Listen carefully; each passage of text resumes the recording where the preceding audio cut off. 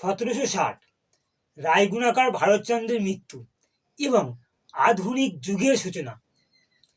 এই আধুনিক যুগে যারা কাব্য রচনা শুরু করতে চেয়েছিলেন বা শুরু করেছিলেন তাদের মধ্যে অন্যতম ঈশ্বর গুপ্ত, রঙ্গলাল বন্দ্যোপাধ্যায়, মাইকেল মধুসূদন দত্ত, হেমচন্দ্র বন্দ্যোপাধ্যায় প্রমুখেরা। এদের নিয়ে আমি আলোচনা করার চেষ্টা করছি। তো এই আলোচনা এই পর্যন্ত আমি করেছি। এরপরে হেমচন্দ্রের পরে আমরা দেখব নবীনচন্দ্র সেন, তারপরে বিহারীলাল চক্রবর্তী এবং তারপরে গীতি কবিতার ধারায় অন্যতম কবি সেই সূত্র ধরে বহন করছেন রবীন্দ্রনাথ ঠাকুর।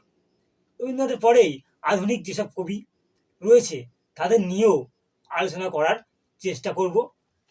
এই সময় শুরু হলো আরও একটি বিষয়, বাংলা গদ্য রচনার প্রয়াস। তো গদ্য রচনায় সমস্ত দিক থেকেই লেখা চালু হলো। উপন্যাস লেখার প্রাথমিক পর্যায়ে শুরু হলো ছোট গল্প রচনার প্রয়াসও। আমরা দেখলাম দুর্গেশ নন্দিনী লিখলেন বঙ্কিমচন্দ্র চট্টোপাধ্যায় এবং বাংলার সার্থক উপন্যাস হিসাবে যা পরিচিত। তারপরেই উপন্যাস লেখার প্রাথমিক পর্যায় শুরু হয়ে গেল এবং ছোট গল্পের সার্থক রূপকার রবীন্দ্রনাথকেও আমরা পেলাম ছোট গল্পকার হিসাবে। এই সমস্ত বিষয়বস্তু নিয়ে এই চ্যানেলে নিয়মিত ভিডিও আনার চেষ্টা করছি। তো অনেকেই দেখছেন, ধন্যবাদ।